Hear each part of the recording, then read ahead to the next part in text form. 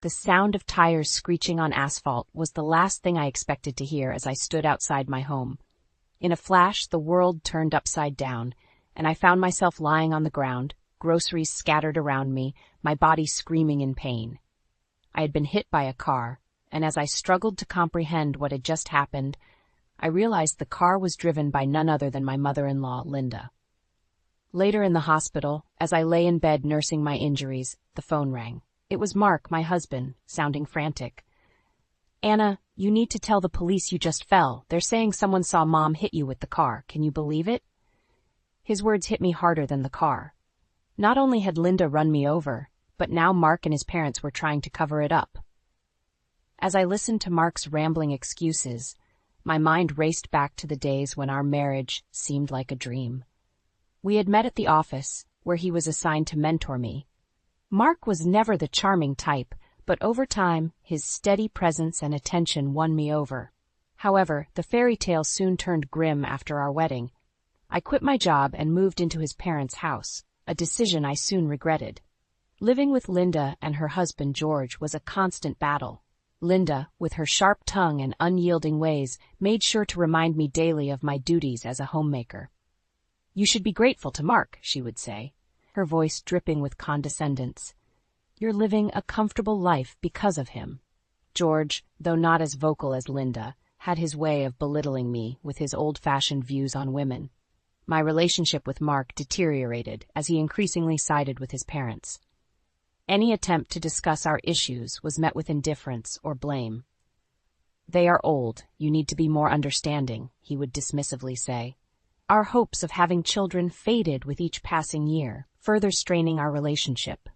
The pressure from Linda and George about grandchildren was relentless. Yet Mark remained indifferent, absorbed in his own world. Sarah, my neighbor, and her husband David were my only solace. They knew the real story behind the picture-perfect facade of my marriage. Sarah, having gone through her own struggles, became a confidant and a source of strength. As I lay in the hospital bed, reflecting on these memories, Mark's voice brought me back to reality. "Anna, you need to do this for us, for the family," he pleaded over the phone.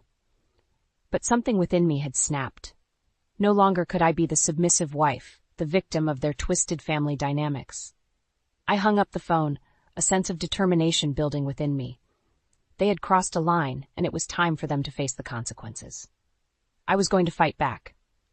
This was not just about me anymore. It was about standing up against the injustice that had governed my life for far too long.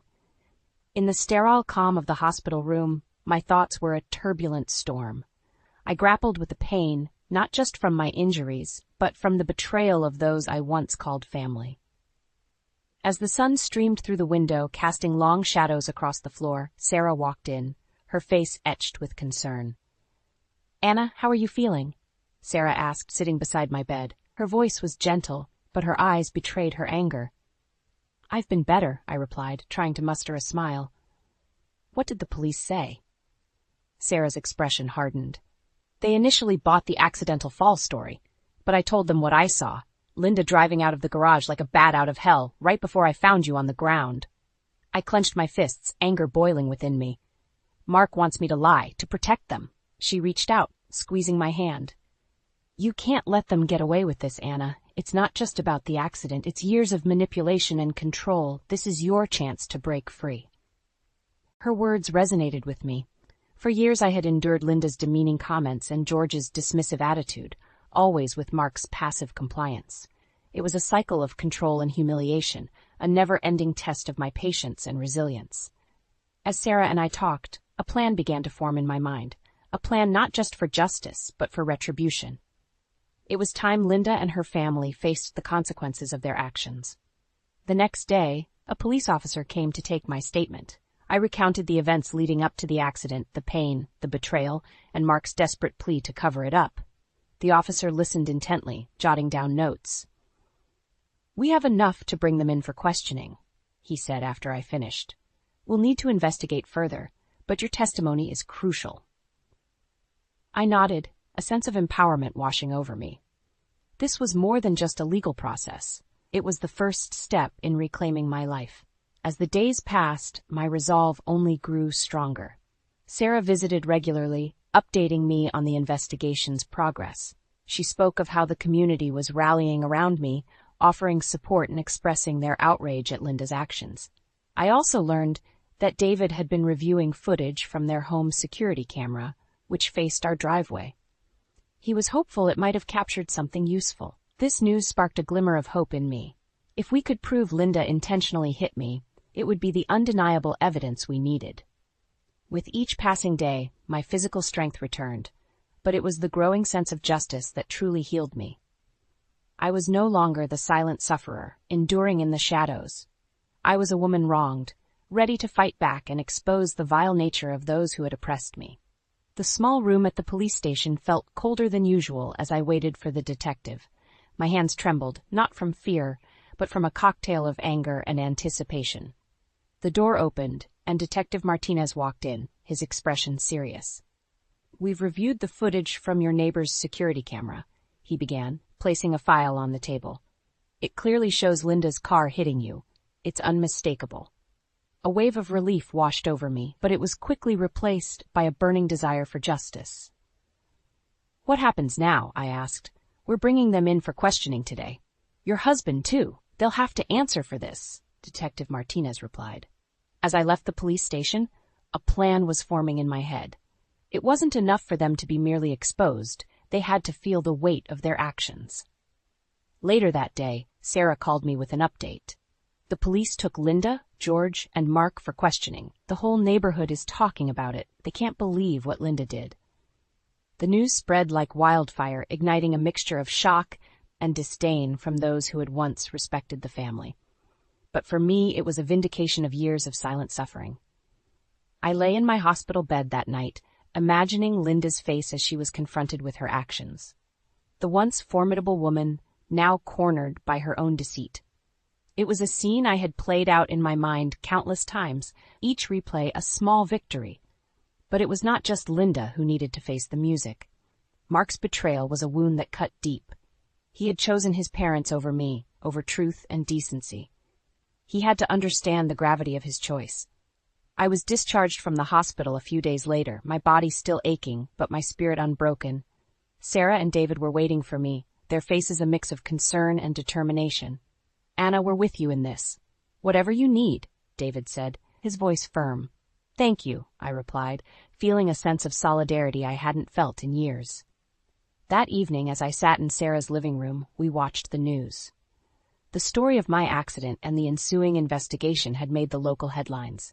Linda, George, and Mark's faces were plastered across the screen, their reputations tarnished. It was a surreal moment seeing my private turmoil turned public spectacle, but there was no sympathy in my heart for them. This was the beginning of their downfall, a downfall they had brought upon themselves.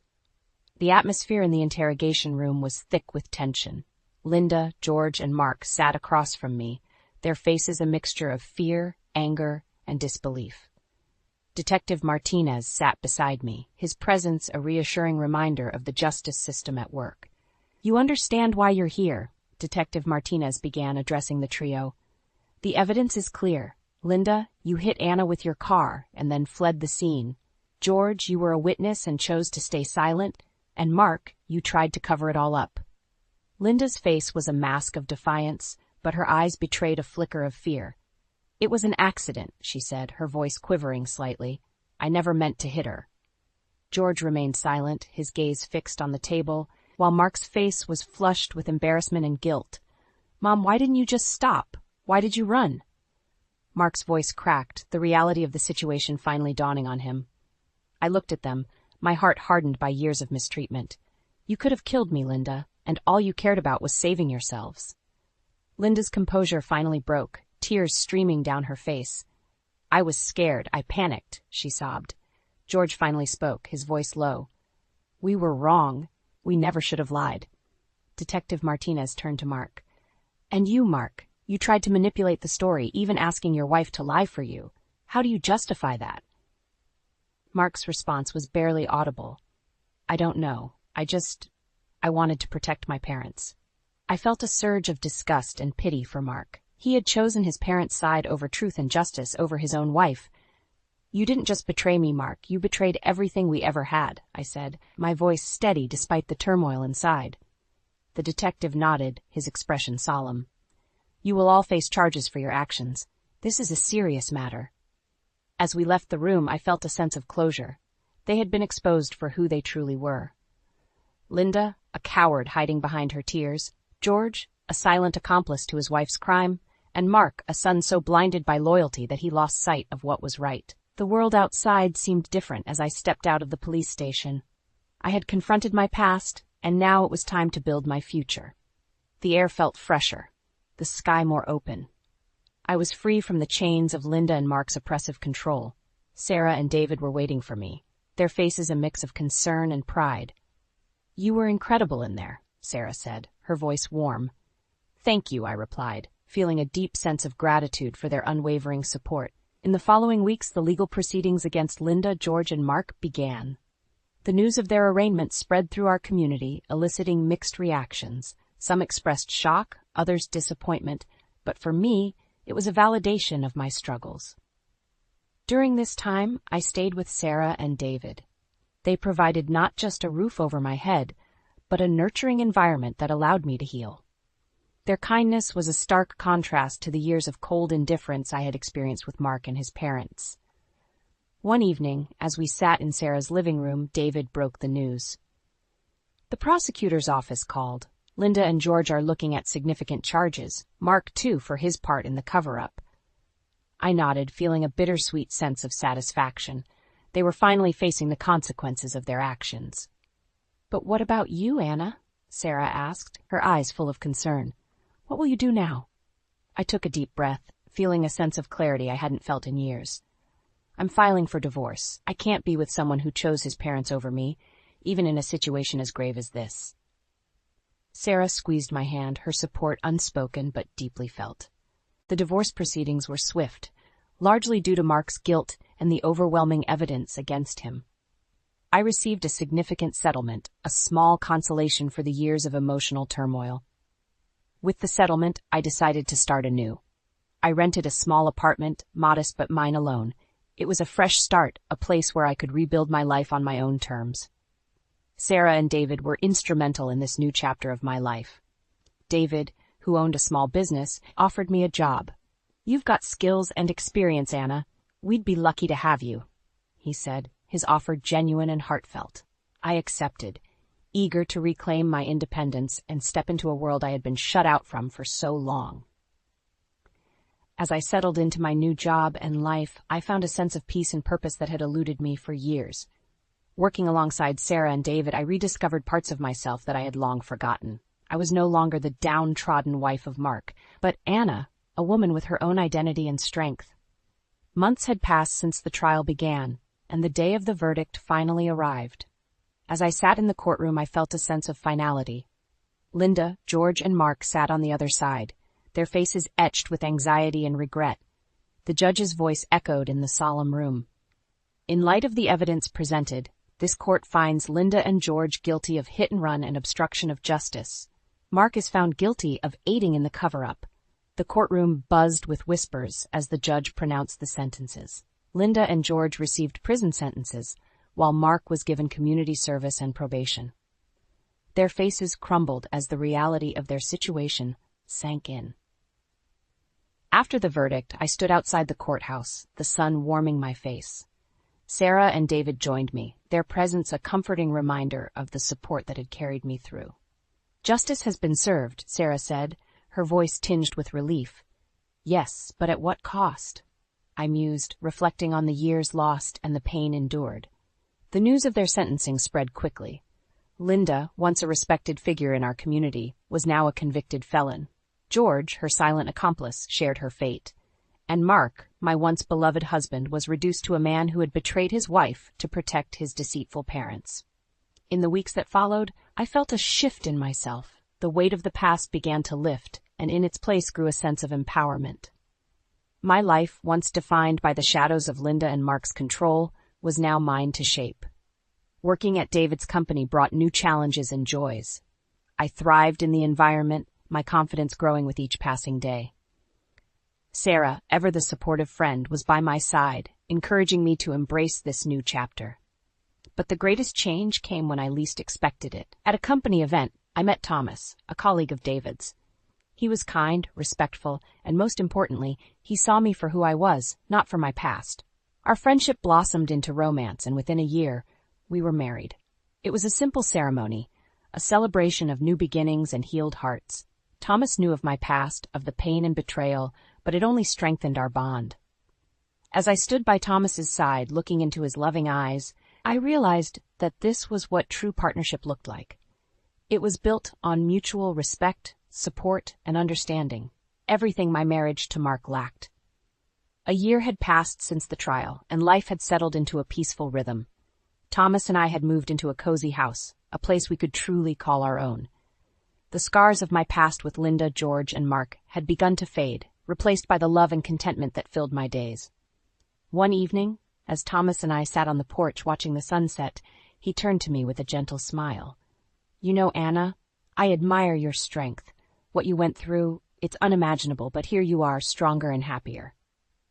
I leaned against him, feeling the warmth of his embrace. "I couldn't have done it without friends like Sarah and David." "And without you," I replied, my heart full of gratitude. Our conversation drifted to the future, to dreams and plans yet to unfold. The pain and drama of the past were no longer chains that held me back, but stepping stones that had led me to this moment of tranquility. Occasionally I would hear news of Linda, George, and Mark. Linda and George were serving their sentences, a consequence of their actions that they had to live with every day. Mark, on the other hand, had struggled to rebuild his life. The community's knowledge of his betrayal had left him isolated and remorseful. Though I had moved on, there was a part of me that found a bitter satisfaction in their downfall. They had reaped what they had sown, a fitting karma for their deeds. As I reflected on my journey, I realized that my story was one of transformation. I had gone from being a victim of manipulation and deceit to a woman who stood up for herself, fought for justice, and reclaimed her life. Now, surrounded by love and support, I was ready to face whatever the future held. The challenges and heartaches of my past had shaped me, but they no longer defined me. I was Anna, a survivor, a woman who had found her happiness despite the odds. The story of my past would always be a part of me, but it was the story of my present and future that I was most excited to write. A story of love, resilience, and newfound joy.